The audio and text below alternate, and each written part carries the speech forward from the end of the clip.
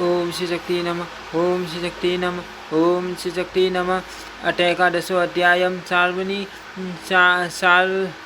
सार्वणी मनु के पूर्व जन्म की कथा के प्रसंग में मधु कैटव की उत्पत्ति और भगवान विष्णु द्वारा उनके वध का वर्णन।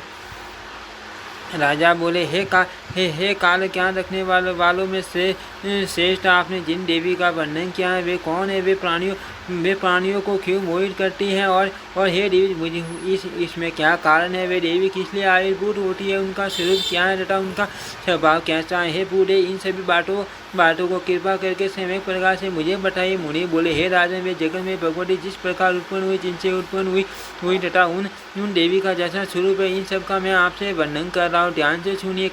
कल्प के अंत में जब योग रात भगवान नारायण विश्व का संहार करके समुद्र के भीतर शेषनाग की छाया पर योग निद्रा में सोए हुए थे, तब उन देव भगवान जनार्दन के निद्रा के वशीभूत हो जाने पर उनके कानों के मैल से मधु तथा कैटव नामक दो दानव उत्पन्न हुए। भयंकर आकृति वाले वे दोनों दानव ब्रह्मा जी को मारने को उद्यत हो गए। तब पंच योनि ब्रह्मदेव उन मधु कैटव दानवों को तथा देव नारायण को निंदित देखकर घोर चिंता में पड़ गए। भगवान विष्णु तो निंदा की अवस्था में है और ये दोनों दानव दुर्जय हैं। ऐसी स्थिति में मैं क्या करूं? कहाँ जाऊं तथा किस प्रकार शांति प्राप्त करूं? हे ठाठ, इस प्रकार चिंतन कर रहे कमल योनि महात्मा ब्रह्मा के मन में कार्यशील करने वाली यह बुद्धि उत्पन्न हुई कि निंदित अवस्था वाले ये भगवान विष्णु देव इस समय जिनकी अधीनता को प्राप्त है, सबको उत्पन्न करने वाली उन्हीं निंदा देवी की शरण में मैं भी चला जाऊँ। ब्रह्मा जी बोले, हे देवी, हे जगत का पालन करने वाली, हे देवी, हे भक्तों को अभी फल प्रदान करने वाली, हे जगत माए, हे माँ माए, हे समुद्र में शयन करने वाली, हे शिव, आपकी आज्ञा के अधीन होकर भी सभी अपना कार्य संपादित करते हैं। आप ही काल रात्रि, आप ही माँ रात्रि तथा आप ही भयंकर मोह रात्रि हैं। आप सर्वव्यापी नहीं है, भक्तों के वशीभूत सम्मानीय तथा मान आनंद की एकमात्र सीमा है। आप ही महनीय महाराध्य माया मधुमती मई तथा पर अपर सभी में श्रेष्ठम कही गई हैं। आप लज्जा पुष्टि क्षमा कीर्ति कांति करुणा की प्रतिमूर्ति कमनीय विश्व वंद्य तथा जागृत सपन सुषुप्ति के स्वरूप वाली हैं। आप ही परमा प्रेशानी तथा परमानंद परायण हैं। आप ही एक अद्वितीय हैं। अटे आप प्रथम हैं। आप ही सद्वितीय माया सहित होने के कारण द्वितीय भी हैं। आप ही धर्म अर्थ काम इन तीनों का धाम होने से तई अर्थात सत्य हैं। आप तुरीय अर्थात सबसे परे होने के कारण चतुर्थी भी हैं। आप पंचमहाभूतों पृथ्वी तेज जल वायु आकाश की ईश्वरी होने के कारण पंचमी और काम क्रोध लोभ मोह मद मत्सर इन से के अधिशास्त्री होने के कारण षष्ठी हैं। आप रवि आदि साठों वारों की ईश्वरी होने के कारण तथा साठ वर प्रदान करने के कारण सप्तमी तथा 8 वर्षों की स्वामिनी होने के कारण अष्टमी तथा हैं। आप ही नवग्रह में ईश्वरी रम्य और नौ रागों की कला तथा नवेश्वरी होने के कारण नवमी हैं। आप 10 दिशाओं में व्याप्त रमा रूपिणी हैं तथा 10 दिशाओं में पूजित होती है अतः दशमी कही जाती हैं। आप एकादश द्वारा आधारित हैं। एकादशी तिथि के प्रति आपकी प्रीति है तथा आप 11 गणों की अधीश्वरी हैं अतः आप एकादशी है। आप 12 भुजाओं वाली हैं तथा 12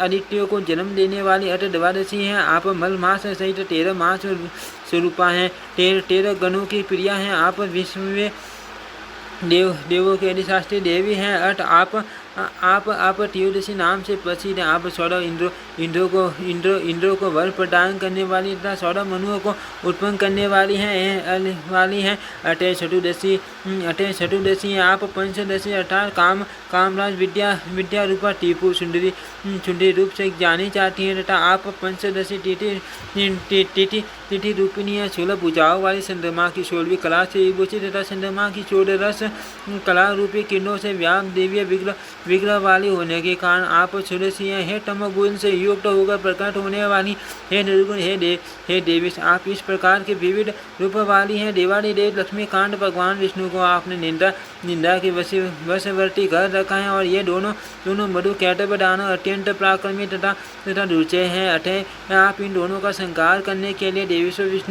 विष्णु को जगाइए। मुनि बोले, ब्रह्मा जी की इस प्रकार स्तुति करने पर भगवान को प्रिय तमोगुणमयी भगवती ने देव विष्णु के शरीर को छोड़कर उन दोनों दानवों को मोहित कर दिया। उसी समय जगन्नाथ परमात्मा परमेश्वर भगवान विष्णु जग गए और उन्होंने दानवों में से उन दोनों मधु कैटभ को देखा। तभी उन दोनों भयंकर दानवों ने मधुसूदन विष्णु को देखकर युद्ध करने का निश्चय किया और वे भगवान के पास पहुँच गए। तब सर्वव्यापी भगवान मधुसूदन उन दोनों के साथ 5000 वर्षों तक युद्ध करते रहे। तत्पश्चात जगन माया के द्वारा विमोहित किए गए वे दोनों अत्यधिक बल से उन्मत्त दानव परमेश्वर विष्णु से कहने लगे, आप हम दोनों से वरदान मांग लीजिए। उन दोनों की यह बात सुनकर आदि पुरुष भगवान विष्णु ने यह वर मांगा, आप दोनों मेरे द्वारा आज ही मार दिए जाओ। इसके बाद अत्यंत बलशाली उन दोनों दानवों ने भगवान से यदि से पुण्य का जिस स्थान पर पृथ्वी जल में डूबी न हो वहीं पर आप हमारा वध कीजिए। हे राजन, वैसा ही होगा। यह कहकर गदा तथा शंख धारण करने वाले भगवान विष्णु ने उनके मस्तक को अपनी जांग पर रखकर चक्र से काट दिया। हे नरप, हे महाराज, इस प्रकार ब्रह्मा जी के स्तवन करने पर सभी योगेश्वरों की ईश्वरी महाकाली भगवती प्रकट हुई थी। हे मई पटे, हब आप माँ लक्ष्मी की उत्पत्ति के विषय में सुनिए।